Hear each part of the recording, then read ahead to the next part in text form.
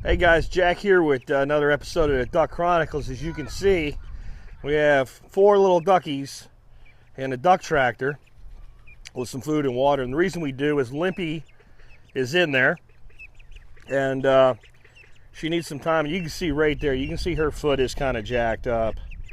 And we'll see how she does, but she may just have a walking impediment for the rest of her life. That's all there really is to it. But she does need a break from running to let that bone heal, and babies heal bones really, really fast, and so she's going to be all right, I think, and she'll do just fine. I've had other ducks have that problem, and it's not that big a deal. Something happened to her. She twisted an ankle somewhere, got caught underneath a cage, who knows what, trapped under something with another duck on top of her, and did at least a minimum of a really big sprain there. And you know, some people might say, well, you can take her to the vet. I'm not taking a duck with a limp to the vet.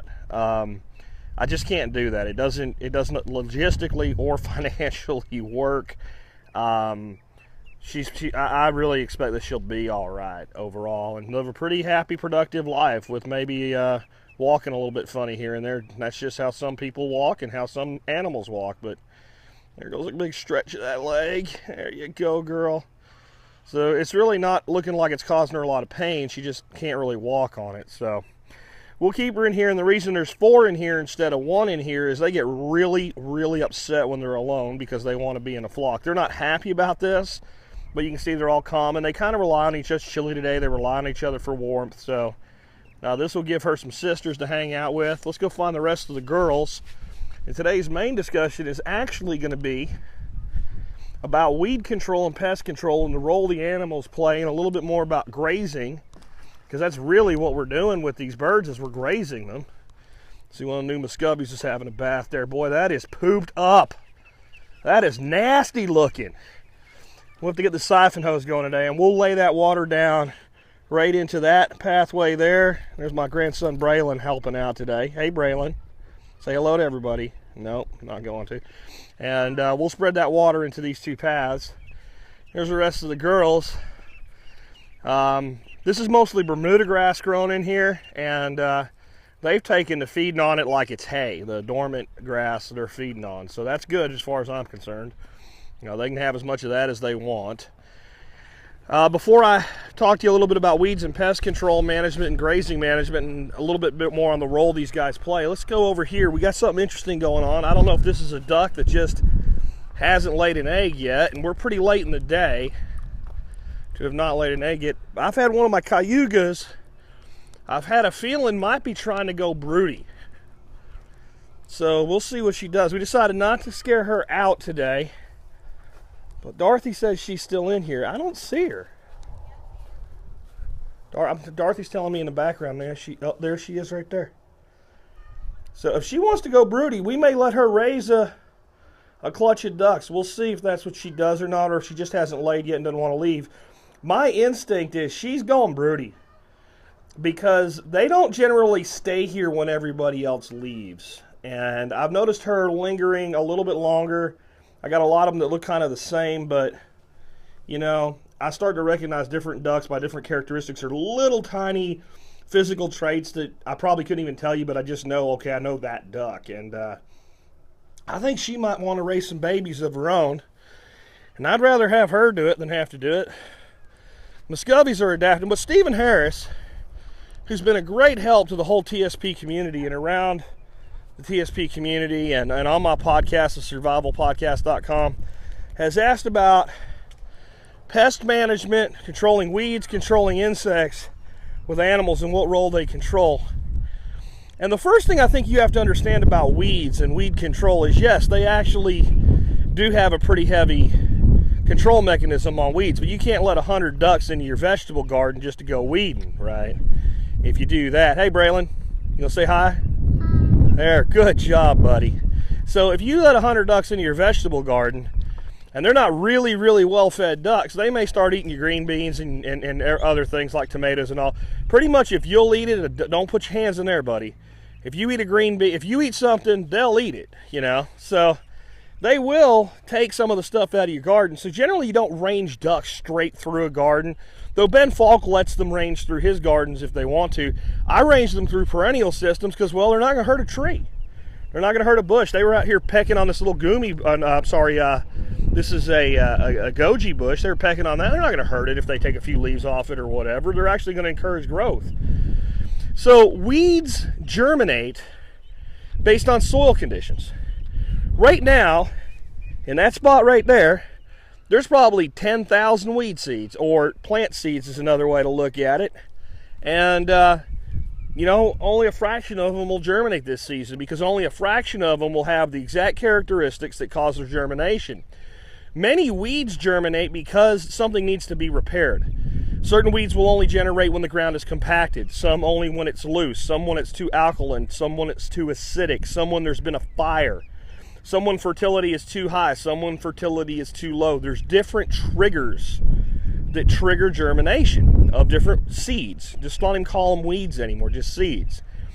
And by changing the fertility, by changing the aeration of the soil, the biology of the soil, the available nutrients, macro and micronutrients, so that's not just NPK, right? That's not just potassium, nitrogen, and phosphorus. That's other major nutrients and other micronutrients like copper, boron, etc. So if you saw a bunch of weeds growing in a field that were really good at acquiring boron, you might think there's a lot of boron in that field. Actually, there's probably very little boron in that field, but since they're good at mining it from the subsurface, they're growing there to repair the soil. So there's no such thing as a weed in the real world. There are, however, things, if left uncontrolled, that will choke out and kill the plants you want to grow, and that's why we call them weeds. So for instance, on this property here, let's go find some of the other girls. On this property here, when we moved in, Charles, how you doing, bud? When we moved in, this property was overrun with a weed called thistle. Two versions of it. Actual thistle that grows the little purpley pink flowers. It's a relative to the artichoke. And prickly lettuce, another member of the thistle family. This is a bane of pasture management. You don't want this stuff there. Well, the geese grazed it, and everywhere a bird grazes, it's, you know, pretty much as soon as it goes in, something's coming out. It dropped fertility. And in the second season, I'd say about 20% of the total thistle came back. And in this third season, I can tell you already, it'd be emerging if it was here. There's probably going to be none of it. You might find a piece of it here, a piece of it there. And the birds love it, so they'll literally run to it and eat it. Well, again, when they eat it, they drop fertility. They aerate the soil, and all of the conditions that cause that reparative weed to show up are altered. So that even if it drops seed, it's not going to grow. Pest management's much the same way. Think about this. When your forefathers founded, you know, the middle of America, they went out and homesteaded it. These guys went out and they planted corn and beans and all types of vegetables and wheat and you name it, on and on. They didn't have mechanized equipment, and yet they succeeded. They didn't have anything to spray, and yet they succeeded.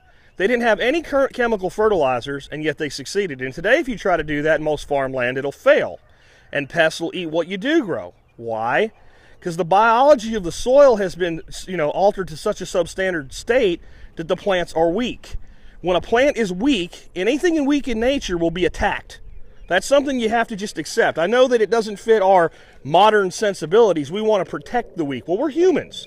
Nature doesn't work that way. If you've ever kept fish, you get a sick fish in an aquarium, what do the other fish do? They turn on it and kill it. I've seen it multiple times back when I used to be a pretty big keeper of fish. And in nature, if you have a weak plant, well, that weak plant needs to go. Its genetics do not need to be propagated, so it's attacked. We've had trees that, under stress, the grasshoppers eat the bark off the tree. They won't eat the tree right next to it. Why? One's stressed and one isn't. It really is that simple. And with proper grazing management, what we're doing is we're you know, first of all, these guys stick their bills in the soil. What are they doing? They're creating aeration. They're pooing everywhere with their water and their poo. They're adding nutrients. So they're adding the macronutrients and the micronutrients as they cycle them through their body. They're really mineralizing the soil. They're also encouraging the biology of both bacteria and fungi. As that happens, the land becomes more and more healthy. Now, it isn't that you can just throw animals on a piece of property and say they'll fix it. That's why we have to put discipline in. That's why we have to put control in. On that, let's go take a look real quick as we wrap up today with this. And I'll talk more about this subject as we go forward. But I showed you browse utilization with that chicken tractor. Now that it's moved, I think you might have a better appreciation for it. If we give you a look at where that chicken tractor was sitting, that those little girls are in today, and see just how much browse this group of ducks do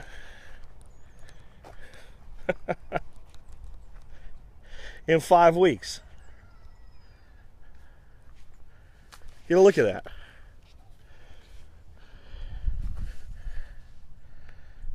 And look at the diversity in there. Look at the different plant types in there. There's chicory. There's some lettuce. That's actual lettuce, like from the garden that reseeded itself. Different grasses. Most of the grasses are different forms of brome and buffalo.